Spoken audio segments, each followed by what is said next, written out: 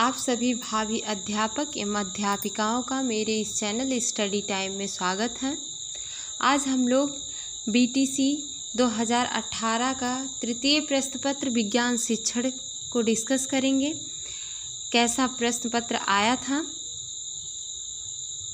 निर्देशों को हमें ध्यानपूर्वक पढ़ना चाहिए जिससे हमें प्रश्न को सॉल्व करने में कोई त्रुटि ना हो। चलिए बहुविकल्पीय प्रश्न देखते हैं बिना देरी किए। पहला है नंबर 1, दही को मथनी द्वारा तीव्र गति से मथने से प्राप्त मक्खन को पृथक करने की विधि का नाम है। यहाँ 4 ऑप्शन दिए हैं। आ ऊर्ध्वापातन, बा अपकेंद्रण, सा तलछटीकरण, दा निष्पादन। इसमें आपका बा वाला सही है। अपकेंद्रण या अपकेंद्रीकरण भी इसे कहा जाता है। चलिए नंबर 2 देखते हैं। सुषुप्त पौधा कहा जाता है, इस पे आप सही का निशान लगा लीजिए। सुषुप्त पौधा कहा जाता है, देखिए आ दिया है, 4 ऑप्शन इसमें भी है। आ जड़ को, बा बीज को, सा फूल को और दा पत्ती को। देखिए सुषुप्त क्या होता है, सुषुप्त आपका बीज होता है। यहाँ पे बीज का बहुविकल्प यानी आपका बीज का विकल्प सही है। सुषुप्त देखिए, बीज जब सूर्य का ताप, मृदा से खनिज, लवण, पानी मिलता है तो अनुकूलित होकर, मौसम अनुकूलित पाने के बाद अनुकूलित होकर अपनी सुषुप्त अवस्था से परिवर्तन करके पौधे का विकास करता है। तो बीज क्या होता है हमारे पास, सुषुप्त अवस्था में होता है। चलिए नंबर 3 देखते हैं। 1 फुट बराबर है, यहाँ भी 4 ऑप्शन है। आ 26.48 सेंटीमीटर, बा 28.48 सेंटीमीटर, सा 29.48 सेंटीमीटर और दा आपका 30.48 सेंटीमीटर। 1 फुट बराबर, आप पहले एक बात को समझ लीजिए कि इसमें आपका ये वाला सही है। ये 30.48 यानी 30.48 सेंटीमीटर ये आपका सही हुआ। अब चलिए 1 फुट बराबर है। नंबर 4 देखते हैं। न्यूटन का गति संबंधी कौन सा नियम क्रिया प्रतिक्रिया का नियम है। आ प्रथम नियम, बा द्वितीय नियम, सा तृतीय नियम और दा इनमें से कोई नहीं। दोस्तों आप लोग जानते हैं न्यूटन की गति का 3 नियम दिया। न्यूटन ने गति का 3 नियम दिया। जो तीसरा नियम है वही ये कहता है कि हर एक क्रिया की प्रतिक्रिया होती है। क्रिया की प्रतिक्रिया यानी तीसरा नियम आपका कहता है। अगर आप एक उदाहरण से आप समझिए, अगर आप किसी दीवार पर मारते हैं तो आपको लगेगा कि दीवार को आप मार रहे हैं, मगर जितने बल से आप दीवार पर मार रहे हैं उतना ही बल दीवार भी आप पर लगा रही होती है, मगर यह चीज़ आपको महसूस नहीं होती है। दीवार ही नहीं, आप किसी ठोस वस्तु को ले लीजिए, उसका उदाहरण अपने आप जोड़िए कि आप पत्थर पे या किसी अन्य ठोस वस्तु पे जो स्थिर है उस पे मार रहे हैं तो वह भी आप पे बल लगाती है, चाहे आपको महसूस हो या फिर ना महसूस हो। चलिए यानी तृतीय यानी सा वाला आपका सही है। इसमें आपका तीसरे में क्या था, 30.48 सेंटीमीटर और सुषुप्त पौधे में आपने किस पर लगाया था, बीज पर लगाया था। बल नंबर 5, बल की इकाई है। आ आर्गन, बा डाइन, सा वॉट, 5 10 दा क्या है, दा आपका कैलोरी है। तो आप किस पे लगाएंगे, आपका बल की इकाई आपकी डाइन होती है। 1 न्यूटन क्या होता है, 5 न्यूटन के पावर डाइन। तो आपका ये वाला बा सही हुआ। चलिए अति लघु उत्तरीय, यहीं से आपका विकल्पीय बहुविकल्पीय खत्म होता है। अब आप अति लघु उत्तरीय प्रश्न देखेंगे। अति लघु उत्तरीय प्रश्न देखिए 6वां, सजीव, ये भी आपके 1 नंबर के रहेंगे, बहुविकल्पीय भी आपके 1 नंबर के रहते हैं। सजीव एवं निर्जीव के बीच की कड़ी किसे कहा जाता है? एक बार फिर से प्रश्न को ध्यानपूर्वक पढ़िए। सजीव एवं निर्जीव के बीच की कड़ी किसे कहा जाता है? चलिए इसका हल देखते हैं। देखिए आपका उत्तर छठवां विषाणु। ये आपका मैं सर्किल कर दे रही हूँ जिससे समझने में आपको और आसानी हो। इतना ही आपका उत्तर है, लेकिन आपको लिखना और भी पड़ता है। ये नहीं कि सिर्फ आप इसका सिर्फ विषाणु लिख दें। विषाणु को सजीव व निर्जीव के बीच की कड़ी कहते हैं।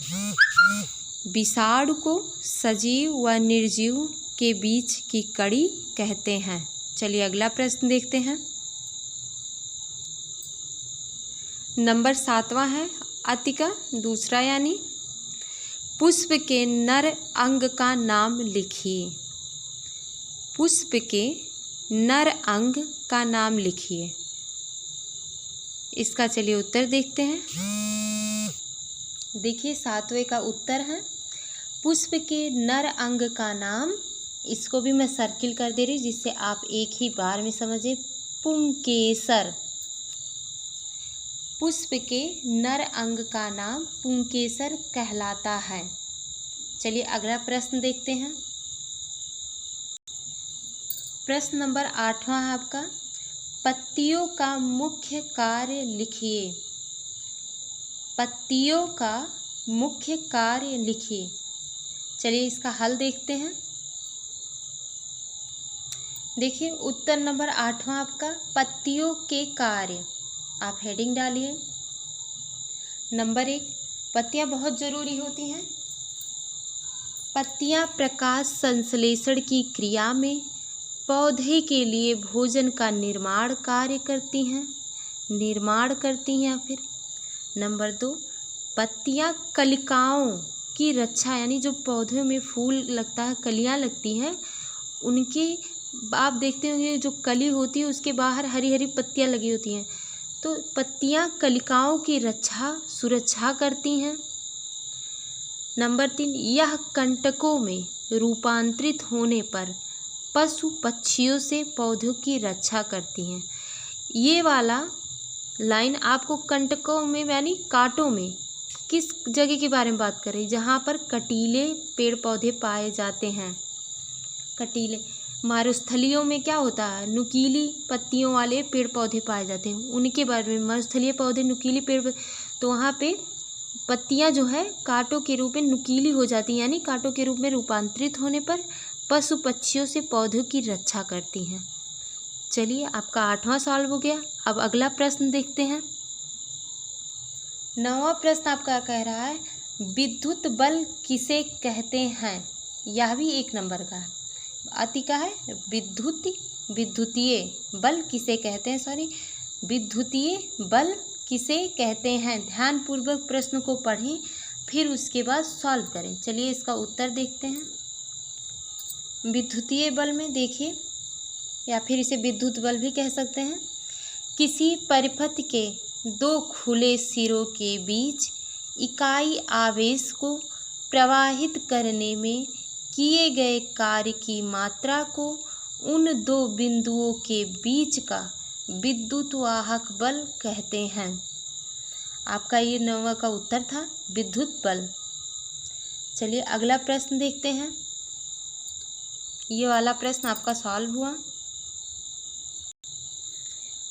आपका 10वां प्रश्न है ऊर्ध्वापातन से क्या तात्पर्य है? लिखिए। ऊर्ध्वापातन से क्या तात्पर्य है? लिखिए। चलिए इसका हल देखते हैं। इस प्रश्न का उत्तर ध्यानपूर्वक पढ़िएगा, और इसमें जो शब्द दिया है ऊर्ध्वापातन, इसी से ही आपके उत्तर का मतलब निकलेगा। अगर आप शब्द पहचान लिए तो आपको आसानी है इसका उत्तर लिखने में। देखिए उत्तर 10वां आपका ऊर्ध्वापातन एक भौतिक रासायनिक पदार्थ है जिसमें कोई पदार्थ अपनी ठोस अवस्था से सीधे गैस अवस्था में परिवर्तित हो जाती है, जैसे कपूर नौसादर। इस प्रश्न को आपने ध्यानपूर्वक पढ़ा था, इस उत्तर को फिर से एक बार समझ लीजिए। ऊर्ध्वापातन एक भौतिक रासायनिक पदार्थ है जिसमें कोई पदार्थ अपनी ठोस अवस्था से सीधे गैस अवस्था में परिवर्तित हो जाती है। यानी आप मान लीजिए कपूर है, कपूर आप जब जलाते हैं तो वो क्या होती है, ठोस रहती है। ठोस जब जलता है तब आपका गैस में चला जाता है, लेकिन वो लिक्विड फॉर्म में यानी द्रव में नहीं आता है। तो जो द्रव में ना आए ठोस पदार्थ, उसको ही ऊर्ध्वापातन विधि कहते हैं। अब देखिए, आप ठोस होता है आपका बर्फ़ भी, लेकिन जब आप उसे गर्म करेंगे, कोई भी पदार्थ ठोस गर्म करेंगे तो पहले आपको लिक्विड फॉर्म यानी द्रव में प्राप्त होगा। लेकिन कपूर क्या होता है, भाप बन के गैस बन के ऊपर चला जाता है। चलिए, आपका ये उत्तर 10वां हो गया। चलिए अगला प्रश्न देखते हैं। प्रश्न नंबर 11वां है, मछली के जल में रहने के लिए कौन कौन से अनुकूलन अंग सहायक हैं, लिखिए। मछली के जल में रहने के लिए कौन कौन से अनुकूलन अंग सहायक हैं, लिखिए। प्रश्न पढ़ते ही आपके दिमाग में तुरंत अगर उसका उत्तर आ रहा है तो आप तुरंत ही कमेंट बॉक्स में लिख सकते हैं, लेकिन चलिए साथ ही साथ हम इसका उत्तर लिखते हैं। उत्तर 11वां आप लोग देखिए यहाँ पर है,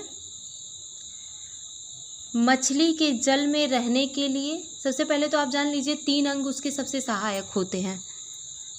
देखिए, नंबर 1 गलफड़े हैं, नंबर 2 पंख है, नंबर 3 धारा रेखित शरीर है। अगर कुछ नहीं आपको यही तीनों के नाम याद है तब भी आपको कोई दिक्कत नहीं आने वाली, लेकिन आपको शब्दों में बनाकर उत्तर हमेशा लिखना चाहिए। मछली के जल में रहने के लिए गलफड़े सांस लेने में सहायक होते हैं। गलफड़े का क्या कार्य हुआ, पंख तैरने में मदद।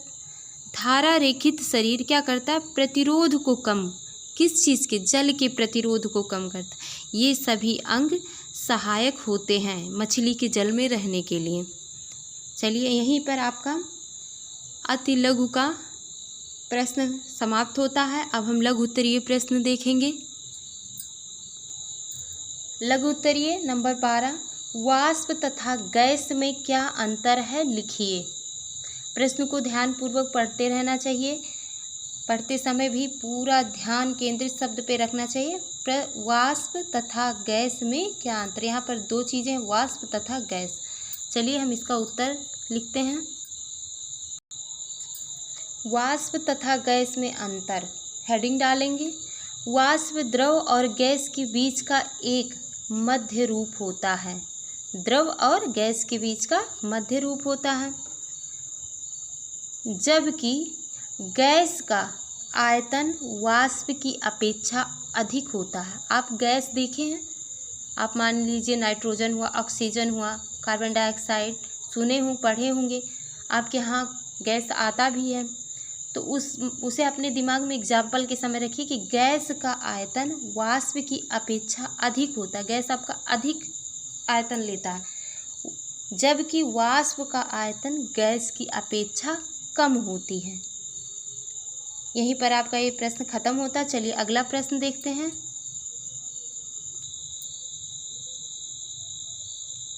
नंबर 13 है, मुकुलन से क्या आशय है, उदाहरण सहित स्पष्ट कीजिए। मुकुलन से क्या आशय है, उदाहरण सहित स्पष्ट कीजिए। चलिए इसका हल देखते हैं। उत्तर नंबर आपका 13 है, जीव की संरचना या जीव के शरीर पर बनी संरचना के अलग होने से बना जीव मुकुलन कहलाता है। उदाहरण देखिए, हाइड्रा का शरीर स्टेमलेस कोशिकाएं लगातार नई कोशिकाओं के निर्माण से यह सदा एक सा बना रहता है। ये उत्तर आपका ही समाप्त होता है। चलिए उत्तर नंबर 14 देखेंगे 13 समाप्त करने के बाद। प्रश्न देखते हैं। प्रश्न संख्या 14 है, सरल एवं संयुक्त पत्ती में अंतर स्पष्ट कीजिए। सरल एवं संयुक्त पत्ती में अंतर स्पष्ट कीजिए। चलिए इसका हल यानी उत्तर देखते हैं। उत्तर नंबर 14 आप देखिए, पहले हम लोग दो भाग कर लेंगे। सरल पत्ती का एक कॉलम बनाएंगे, एक कॉलम आपका संयुक्त पत्ती का। अब देखिए सरल पत्ती में नंबर 1, सरल पत्ती में केवल एक पर्णफलक होते हैं और संयुक्त पत्ती में पर्णफलक कई छोटे छोटे पर्णकों में बटा होता है। सरल पत्ती का नंबर 2, इसके कक्ष में कम से कम एक कक्षस्थ कलिका या शाखा होती है।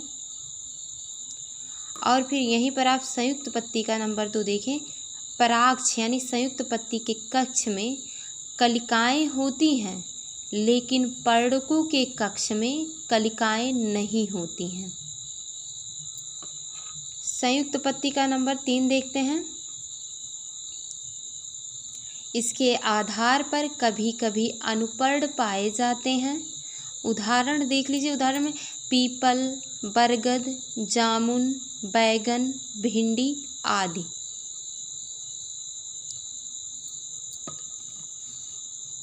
और नंबर 3 इसका है संयुक्त पत्ती का, संयुक्त पत्ती के परागछ पर तो अनुपर्ण हो सकते हैं लेकिन पर्णकों के आधार पर कभी नहीं होते हैं, जैसे गुलाब, नीम, बेल आदि। आपको कम से कम 4 संयुक्त पत्ती और 4 सरल पत्ती के उदाहरण याद होने चाहिए, जिससे आपको आसानी और होगी उत्तर को लिखने में, हल करने में। कभी मैं आपको पत्तियों के द्वारा उनके पर्णफलक, कलिकाएं, पर्ण के कक्ष ये सब समझाऊंगी। चलिए अगला प्रश्न देखते हैं। प्रश्न नंबर 15वां है, संवेग संरक्षण का नियम लिखिए। संवेग संरक्षण का नियम लिखिए। चलिए इसका उत्तर देखते हैं। उत्तर 15वां है आपका, उत्तर संख्या 15वां, संवेग संरक्षण का नियम, पिंडों के किसी बंद निकाय पर कोई बाह्य बल न लगाया जाए तो उस निकाय का कुल संवेग नियत बना रहता है। वस्तुओं के किसी निकाय पर कोई बाह्य बल न लगाया जाए तो निकाय का द्रव्यमान केवल एक नियत वेग से चलता रहेगा। इसका सूत्र देखिए, अर्थात है mu बराबर mv। यहाँ पर m आपका सहायक द्रव्यमान है, u आपका प्रारंभिक वेग है और b आपका अंतिम वेग है। प्रश्न को आप 1-2 बार ध्यानपूर्वक पढ़ेंगे तो आपको और अच्छे से समझ में आएगा। अगर आप प्रथम बार संवेग संरक्षण के बारे में पढ़ रहे हैं, और घबराने की कोई ज़रूरत नहीं है। चलिए अगला प्रश्न देखते हैं। प्रश्न नंबर 16वां है, अदिश एवं सदिश राशि में अंतर उदाहरण देकर स्पष्ट कीजिए। अदिश एवं सदिश 2 राशियां हैं, इनके बारे में अंतर देकर स्पष्ट करना है। इसका उत्तर चलिए देखते हैं। प्रश्न पत्र में आप कैसे लिखेंगे, वहाँ पे उत्तर पुस्तिका में परीक्षा के समय। चलिए उत्तर नंबर आपका 16 है, अदिश राशि एवं सदिश राशि। हम 2 कॉलम पहले बना लेंगे। अदिश राशि के बारे में, वे राशि देखिए, वे राशियाँ जिनमें केवल परिमाण होता है अदिश राशियाँ कहलाती हैं, जैसे चाल। और ये आपकी सदिश राशि है, वे राशियाँ जिनमें परिणाम के साथ दिशा भी होती है, विस्थापन या बल कहलाती है। इसके बारे में थोड़ा सा आप समझ लीजिए, जैसे कि आप नाम से ही समझ जाओगे। अदिश और सदिश, अदिश का मतलब होता है दिशा का पता होना और सदिश का मतलब होता है दिशा का पता ना होना। सदिश में विस्थापन और बल होता है, विस्थापन और बल होता है, जबकि चाल में आप चल रहे हो, किस दिशा में चल रहे हो इसके बारे में आपको नहीं पता होता, सिर्फ परिमाण पता होता है। मान लीजिए कि आप यहाँ से कानपुर गए और आपको 300 किलोमीटर की दूरी तय की है। 300 किलोमीटर की दूरी आपने किस दिशा में तय की यह आपको नहीं पता है, पर विस्थापन जब आता है तो दिशा का भी पता चलता है और चाल किस दिशा में हो रही है इसका भी पता चलता है। चलिए अगला प्रश्न देखते हैं। उत्तर 16वां आपका यहीं समाप्त होता है। 17वां प्रश्न देखते हैं। परागण किसे कहते हैं, यह कितने प्रकार का होता है? उत्तर नंबर 17, परागण किसे कहते हैं, यह कितने प्रकार का होता है? इसका चलिए उत्तर पुस्तिका में किस तरीके से हल यानी उत्तर लिखेंगे उसे देखते हैं। उत्तर संख्या आपका 17 है।